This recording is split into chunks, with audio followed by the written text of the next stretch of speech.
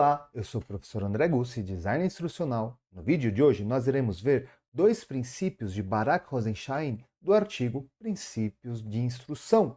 O nosso foco de hoje será no que ele diz sobre a importância da revisão, seja diária, semanal, mensal ou em maiores escalas. Barak Rosenstein é um autor pouco divulgado e conhecido no Brasil. Nesse vídeo aqui eu faço uma introdução de quem foi ele e falo também da dificuldade que nós temos sobre encontrar obras desse autor em português, que não existe nenhuma atualmente traduzida de forma oficial. Fiz a leitura desse artigo que está em inglês, realizando uma tradução própria. Se você quiser ter acesso à tradução que eu fiz, terá o link aqui na descrição, é só você clicar e ler.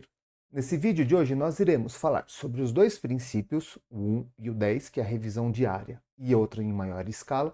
Porém, antes eu quero aqui fazer uma análise da introdução do artigo, porque antes de entrar nos princípios ele tece algumas palavras falando sobre como é que ele realizou o estudo para esse artigo.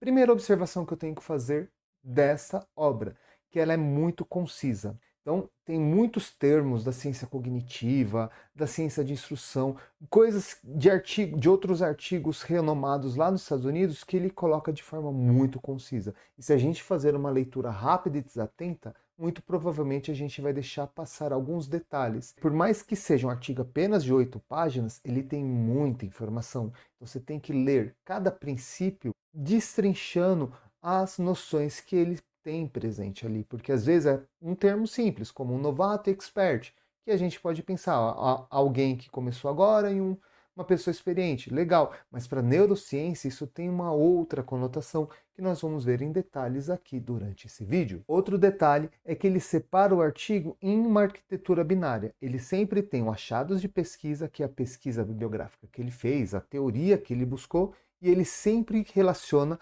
com observações de professores na prática. Agora, adentrando o artigo em si, ele começa o artigo falando que ele se baseia em 3 princípios, que é a ciência cognitiva, a neurociência, que ele vai se inspirar para ter a ideia de como o cérebro aprende, como uma memória funciona, o que é a memória de trabalho, a memória de longo prazo e tudo mais. Ele vai observar professores eficientes. Então, ele vai pegar professores que têm um alto rendimento, que conseguem maiores notas dos seus alunos e vai observar como esses professores trabalham. Também vai focar no suporte cognitivo, como um aluno aprende algo do simples ao complexo, o que se deve fazer para facilitar e ampliar o aprendizado do aluno. Aparentemente, o próprio autor disse que essas 3 áreas podem ser separadas, uma não tem conexão com a outra. Porém, ele argumenta que, trabalhando essas 3 etapas, esses 3 pilares juntos, um complementa o outro, fortalecendo assim o principal objetivo de um professor, que seria na aprendizagem, na instrução do seu aluno. E para fechar aqui a introdução, ele fala na importância da instrução, que o professor tem papel fundamental dentro da sala de aula para instruir o bom desenvolvimento do aluno. Como ele diz aqui, ajudar o aluno novato a desenvolver conhecimento e base sólida acessível. E aqui entra a questão da neurociência, que o novato está entre aspas aqui, por quê? Não é simplesmente o novato que é uma pessoa inicia agora. Ele está querendo dizer aqui que, segundo a neurociência, quando você tem um primeiro contato com algo, você não tem os seus caminhos neurais feitos. Então, muito provavelmente, é mais fácil da pessoa se perder ou não ter uma compreensão ampla. Cabe ao professor ajudar a criar esses caminhos neurais, essa complexidade, para facilitar o desenvolvimento do professor, do aluno, perdão. E ele vai dizer que um professor ele deve fazer pequenas doses de aprendizagem diária. Ele vai prisar essa pequena dose de aprendizagem para não sobrecarregar a memória de trabalho, como nós veremos daqui a pouco. Um alerta vital que ele diz que não adianta de nada o aluno só ver teoria e não vivenciar aquilo que ele está aprendendo. Então você tem que, de alguma forma, fazer o aluno sentir na prática aquilo que ele está aprendendo, que vai ser chamado aqui o famoso hands-on, o mão na massa. Como essa própria ilustração que está dizendo, antes de você fazer uma casa bem estruturada, você tem que focar na fundação, na estrutura dela.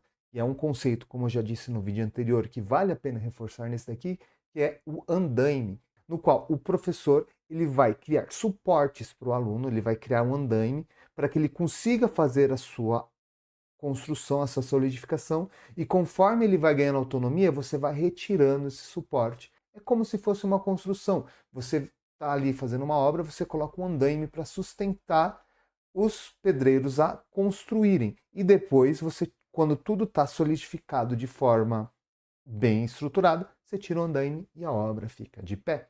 Agora, vamos entrar aqui nos princípios. O primeiro princípio, que é a revisão diária. O objetivo aqui é fortalecer conexões para liberar a mente. Então, qual que é o objetivo? Recuperação fluente e automática dos conteúdos anteriores.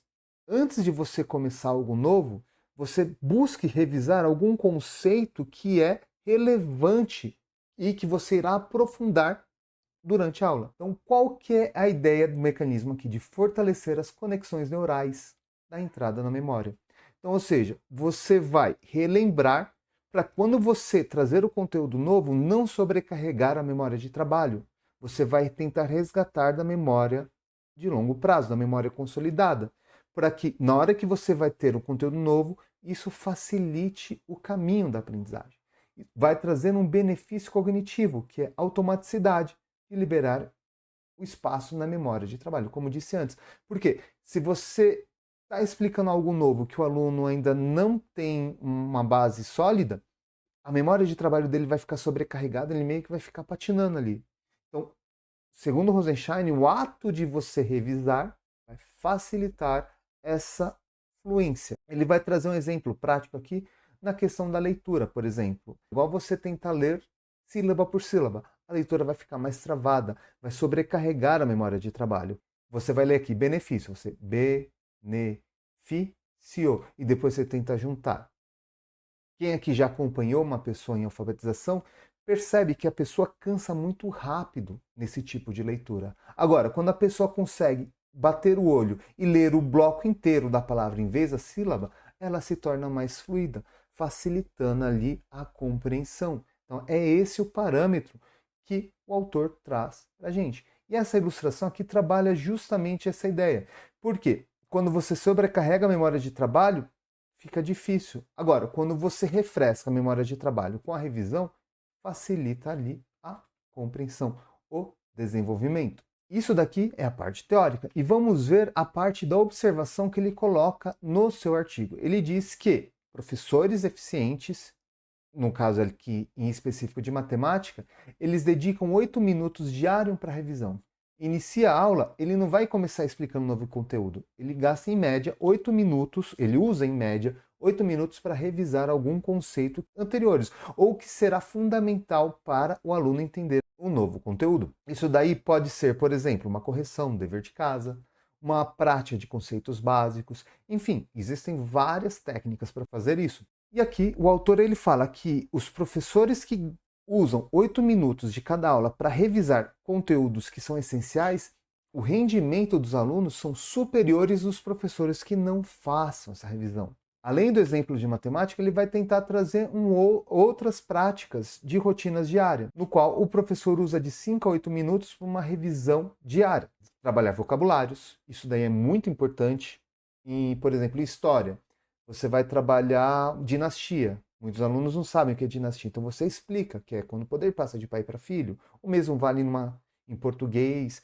Ou em física e química, você revisar fórmulas, relembrar fatos, ou, como ele já disse anteriormente, o simples fato de você corrigir os deveres de casa. Então, dessa forma, você vai fazer conexões do que o aluno já aprendeu com o que ele vai aprender. E aqui é um ponto importante que o Rosenstein destaca para a gente, que é o foco no erro. Então você tem que observar no que seus estudantes, no que seus alunos estão errando e reforçar e corrigindo essas lacunas. E aqui o autor apresenta um conceito de automaticidade, que é quando a gente deixa o processo automático.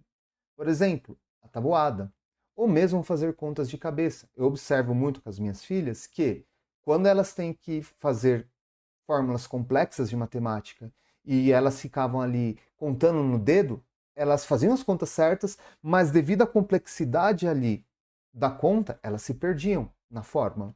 Então, o que eu sempre orientava elas? Vamos lá aprender a fazer conta de cabeça, para você liberar ali o seu foco na fórmula, porque muitas vezes ela acertava a conta, mas perdia o processo. Quando elas começaram a fazer as contas de cabeça, ou mesmo, de certa forma, saber de uma forma mais rápida a calcular, elas conseguiam focar mais na fórmula e acertar ali o processo. Então, quando você não tem automatizado, você perde tempo com pequenas coisas e no complexo, quando é algo muito complexo, você acaba perdendo ali a fluência, a automaticidade. Então, a importância da revisão é de você caminhar esses trilhos. Então, aqui ele traz o exemplo na tabuada, na gramática, na leitura, em fórmulas químicas e entre outros. E ele vai trazer aqui o conceito de overlearning, o aprendizado contínuo. Então, não basta você aprender uma vez, você tem que estar sempre revisando e revisitando aquilo que você aprendeu para fortalecendo ali a sua memória de trabalho. Só assim você vai garantir a fluidez total do seu aprendizado. Então, que sugestões eles deixam, que o próprio autor deixa aqui? Corrigir dever de casa, questionar sobre dificuldades dos alunos e revisar onde ocorrem os erros. Agora nós vamos ver alguns princípios do conceito 10, que é também sobre revisão, só que semanal e mensal. Esse princípio se conecta com outro porque ali é uma revisão diária. Neste princípio 10, ele fala que sempre você tem que rever conteúdos que você aprendeu. Qual o objetivo? Desenvolver redes de ideias e esquemas bem conectadas na memória a longo prazo. Você vai fortalecer a memória de longo prazo. Benefícios, que ele vai dizer. Conhecimento organizado facilita a aprendizagem de novas informações, porque você vai estruturar o conhecimento na sua mente. Então você vai meio que criando compartimentos na sua mente que vai facilitando quando você aprender algo novo. No caso, outro benefício é a resolução. Laços fortes entre conexões facilita a resolução de problemas novos. E qual que é o mecanismo que ele traz aqui? Quanto mais se ensaia e revisa, mais forte ficam essas interconexões. Aqui fica aquele conceito que eu disse para vocês antes, do novato e do expert. Trouxe essa imagem aqui para ilustrar. O novato, vamos assim pensar na analogia de organizar uma mala para viagem. Uma pessoa que não tem experiência vai organizar a mala dessa forma aqui. Você vai achar seus itens que você precisa? Muito provavelmente vai. Só que qual forma você acha que vai ser mais rápido e eficaz de você achar o item? No novato ou no expert? Muito provavelmente no expert. Então essa que é a ideia. Quanto mais você treina, quanto mais você pratica, quanto mais você revisa, melhor você vai organizando os compartimentos. Você vai criando unidades, que é o nome aqui que ele chama de chunking, traduzindo unitização, ou seja, você vai criar unidades. Só que olha o paradoxo, o conhecimento vasto na memória de longo prazo versus espaço minúsculo na memória de trabalho.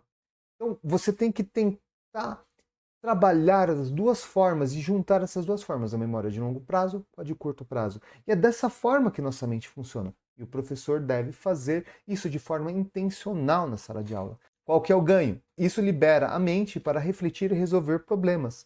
Então, ou seja, enquanto você está muito focado ali em detalhes pequenos, se você não dominou um conceito, se você não dominou uma conta de cabeça, se você não sabe alguns fatos históricos, se você tem uma leitura travada, isso daí você não consegue ter muitos insights. Por quê? Você fica ali preso naquela continuidade e você fica travado, sobrecarrega a sua memória de trabalho.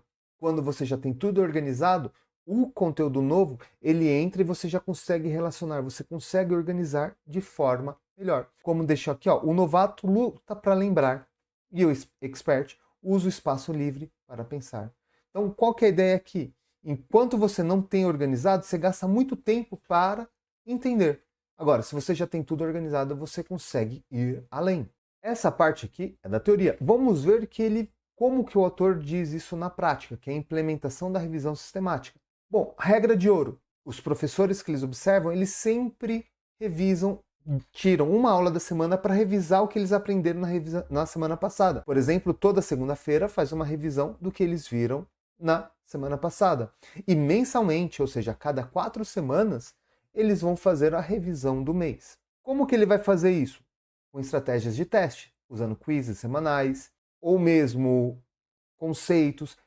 É importante que, como eu já dito antes, o aluno não ficar só na teoria, ele tem que colocar em prática. Inclusive, aqui a questão do uso dos quizzes Hoje em dia, com inteligência artificial, com aplicativos que faz quiz online, facilita muito essa nossa criação desses quizzes. E isso daqui não é aplicável apenas para crianças, para adolescentes que estão no ensino médio, pensando no vestibular, também é aplicável. Então, qual que é o objetivo final aqui? Criar praticantes habilidosos, que aplicam conhecimento em novas áreas. Ou seja, quando você deixa tudo muito organizado, você consegue não só replicar aquilo que você está estudando, mas você consegue criar algo novo, que é o caminho da ciência, que é o caminho do estudo. Só que aí entra uma questão, que é o dilema do professor, que é: você vai dar uma cobertura do conteúdo, porque muitas vezes nosso currículo é muito amplo, ou fazer uma aprendizagem real? Ou seja, muitos podem pensar: nossa, eu preciso cobrir o material, eu tenho muitas aulas e pouco tempo, não tenho tempo para revisar. E, segundo Rosenstein, isso daí é um erro. Por quê? Não adianta você querer só passar o material, só passar o conteúdo e não revisar aquilo. Por quê? Vai ser esquecido. Então, segundo o próprio Rosenstein diz, isso não é perca de tempo, é consolidação, é garantia da manutenção do conhecimento.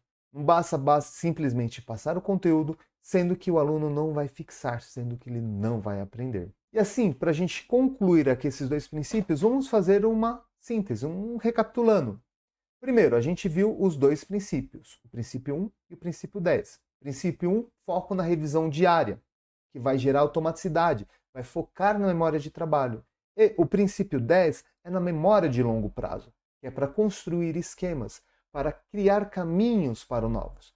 E aqui uma postura, uma mudança de mentalidade, deixar de ser um cobridor de conteúdos, simplesmente passar o conteúdo, porém focar na aprendizagem efetiva, fazendo uma arquitetura na memória do estudante. A revisão ela não vai ser um atraso para o currículo, e sim vai ser a construção de um alicerce para um conhecimento sólido que consiga se desenvolver de forma mais ampla e autônoma para o estudante. E no próximo vídeo nós iremos ver como que o autor vai dizer a questão do conteúdo novo, como que a gente deve aplicar, de ensinar esse conteúdo novo. E aqui, para fechar esse vídeo, se você é professor e está procurando uma forma de simplificar e facilitar seu trabalho, queria apresentar para você aqui um curso que eu estou desenvolvendo, que é o Professor Eficiente, no qual eu ensino a você a como usar a inteligência artificial de forma eficiente, de forma eficaz no seu dia a dia. Não que a IA vai fazer todo o seu serviço, mas que você vai conseguir fazer muito mais em menos tempo, uma qualidade melhor.